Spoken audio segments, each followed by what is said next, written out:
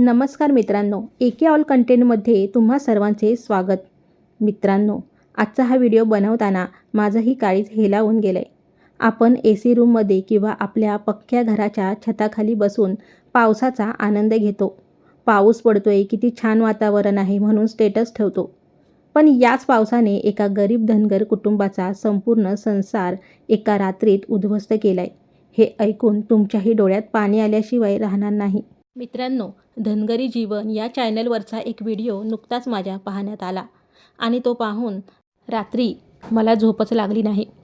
क्षणात होत्याचं नव्हतं झालं.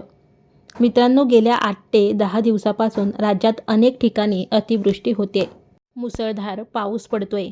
अशाच एका रात्री दऱ्याखोऱ्यात डोंगराच्या कडेला पाल्या ठोकून राहणाऱ्या आपल्या एका धनगर कुटुंबावर निसर्गाचा महाभयंकर कोप झाला. रात्री 12:30-1च्या सुमारास ढगफुटीसारखा पाऊस सुरू झाला.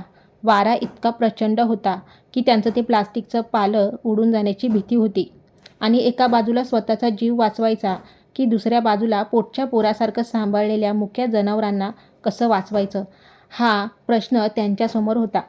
रात्रभर त्या पडलेल्या मुसळधार पावसामुळे आणि कडाक्याच्या थंडीमुळे त्यांच्या तब्बल 40 शेळ्या गारठून जागच्या जागी दगावल्या. मित्रांनो, जरा विचार करा.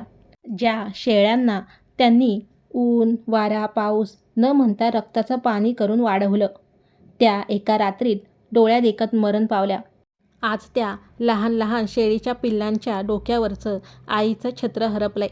त्या लहान पोराला चहा करायला किंवा त्या लहान पिल्लांना पाजायला दुधाचा एकही थेंब शिल्लक राहिलेला नाहीये. त्या धनगर माऊलीचा आक्रोश आणि त्यांचे ते अश्रू पाहून दगड दिलाच्या माणसांचाही काळीज फाटून जाईल. मित्रांनो, हा धनगर समाज वर्षानुवर्ष याच हालाकीच्या परिस्थितीत जगत असतो. पायात नीट चप्पल नसते, पोटात अन्नाचा पत्ता नसतो. लहान लहान मुलांना कुशीत घेऊन फक्त ह्या मुक्या जनावरांच्या जीवावर ते मैलोन मैल भटकत असतात. पण जेव्हा निसर्ग असा कोप करतो ना, तेव्हा यांच्या पाठीशी उभं राहणारं कोणीच नसतं.